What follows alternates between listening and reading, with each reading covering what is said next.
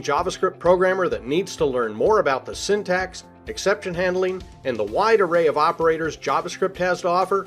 If so, then this course, JavaScript Syntax and Operators, is for you. In this course, you're going to learn many of the constructs of the JavaScript language that will help advance your knowledge of this great language.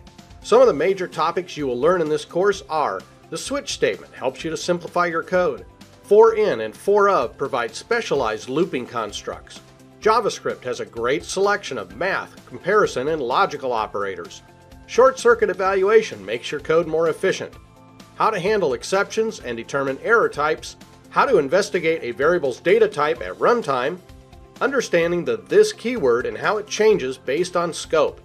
How to use the new spread operator. By the end of this course, you'll have gained a more well-rounded knowledge of the JavaScript language that will allow you to build better JavaScript applications.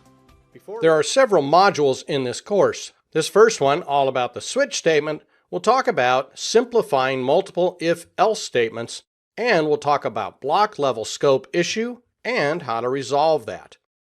The next module, the difference between for in and for of loops. So we'll talk about using the appropriate for loop for the appropriate condition, and we'll talk about break, continue, and labels.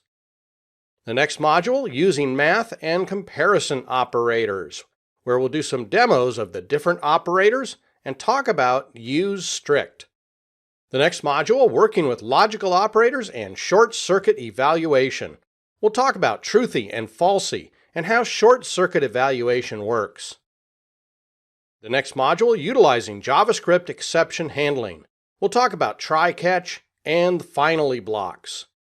The next module, how to determine JavaScript variable data types. We'll use the type of operator and the instance of operator to see how to determine what type of data you're working with within a variable. The next module is understanding this in JavaScript, where we'll talk about the use of this in different scopes and how it works within the call and the apply methods. We're also going to talk about the powerful spread operator. This helps you manipulate arrays and also pass arrays to functions. Now that you have an overview of the course, let's dive into our first topic, the switch statement. Now we use the switch instead of multiple if-else statements. It will help us simplify our code a little bit. We use case statements to compare to each expression in the switch statement. We use break statements to exit out of each case, and the default statement is used when none of the cases match. So here's an example. So I have a switch statement here that has some expression. We're then going to compare the value of that expression against each one of the case statements that we have. And you can have one or many case statements. We typically have quite a few. That's the reason why you would use a switch. Once a statement matches up, we'll execute a statement or a series of statements. You can have as many statements as you wish within each case statement. But very important is you have to have a break statement before the next case, because the break is what will then say continue with the line after the complete switch block. Now, if no other cases match, then we use default. So if none of the other cases match up to the expression's value, then any of the statements within the default will execute. Now that you have an overview of the course, let's dive into our first topic, the switch statement. Now we use the switch instead of multiple if-else statements. It will help us simplify our code a little bit. We use case statements to compare to each expression in the switch statement. We use break statements to exit out of each case, and the default statement is used when none of the cases match. So here's an example. So I have a switch statement here that has some expression. We're then going to compare the value of that expression against each one of the case statements that we have. And you can have one or many case statements. We typically have quite a few. That's the reason why you would use a switch. Once a statement matches up, we'll execute a statement or a series of statements. You can have as many statements as you wish within each case statement. But very important is you have to have a break statement before the next case, because the break is what will then say continue with the line after the complete switch block. Now, if no other cases match, then we use default. So if none of the other cases match up to the expression's value, then any of the statements within the default will execute. In this demo, we're going to take a look at a very simple switch statement, and we'll also take a look that this default statement that I talked about can actually be placed anywhere. It doesn't have to be at the bottom of the switch. I'm using Visual Studio Code, and I created an HTML document with a button, as you see on line 9, that in its on-click will call a function called simple switch that is already created on lines 11 through 13. Now what I'm going to do is I'm going to go ahead and declare a variable in here, like so, and I'm going to use this variable as the expression for my switch statement. So in the switch, I put in some expression. The expression just happens to be whatever this variable's value is. Now within the switch, we put our different case statements. So you can see I'm going to do a case 1. And I'm just going to simply spit out product 1 to the console. And then don't forget your break. Okay, we have to have the break because that's what separates each individual case statement. So we can do product 1, product 2, break. And then if none of those match, we can do a default. And on default, I'll just simply say unknown product, like so. So I save this HTML document, and what it's going to do is it's going to run this code. It's going to set product ID to a 2.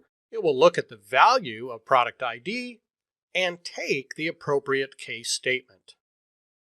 So let's go ahead and open up in our default browser. Let's bring up our F12 tools and click on the Switch Sample button. You can see down in the console, we get product 2 showing up. Now, if I go back and I change this to a 1, save this, go back to the browser, refresh, we now see product 1. And if I go back and change this to a 3, save, go back to the browser, refresh, we should now see unknown product. So there's a very simple little switch statement. One thing I did mention is that the default can be anywhere. It doesn't have to be at the end. You could put it at the beginning or anywhere. Kind of the more style that most people do is to put it at the end, but you can put it here. If we then go back to our browser, refresh, you can see we get the exact same result. Now the switch statement does what's called a strict comparison. What that means is that the type and the value must match in order for the expression to match to one of the case statements. Let's take a look.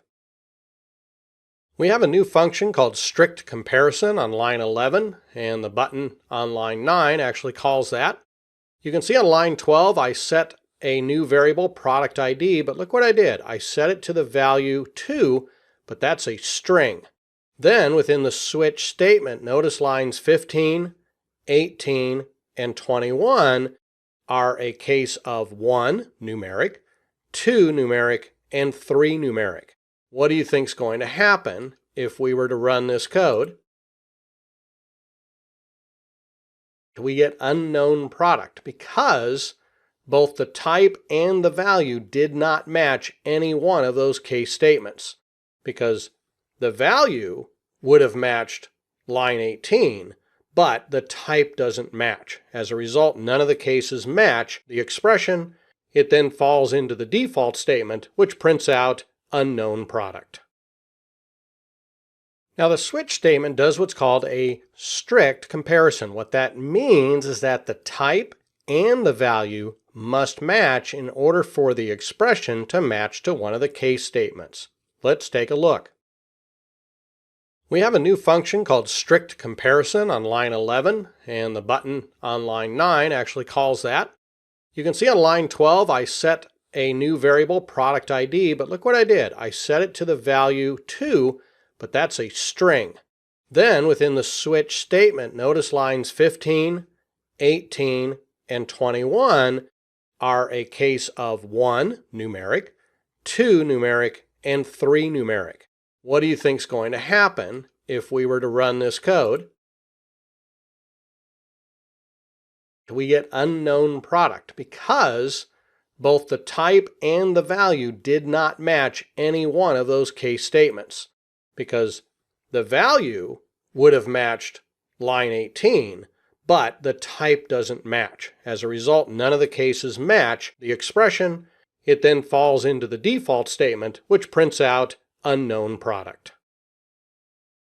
As you probably know, in JavaScript, as in C# and as in a lot of other languages, there can be a block, and a block is enclosed by the curly braces in these types of languages. So the switch statement is a block, but each case statement is not a block. If you want to make a block, you must make statements a block by wrapping them in braces. So the case statement can be wrapped within braces, and that would then make it a block. So why is that important? Well, let's take a look at a demo, and I'll show you the block level scope problem and a resolution to that problem. On line 12, I have a function called block scope problem. On line 13, I declare a variable, product ID, and assign it equal to 2. Now, take a look down in case number 1, where inside of there, I try to declare a variable called message. So let message equal to, and then this string value, and then I do a console.log on message. So then in case 2, I also declare a variable, let message equal to this string, console.log message. And then I do the same thing on line 25 within case 3, and on line 29 within the default.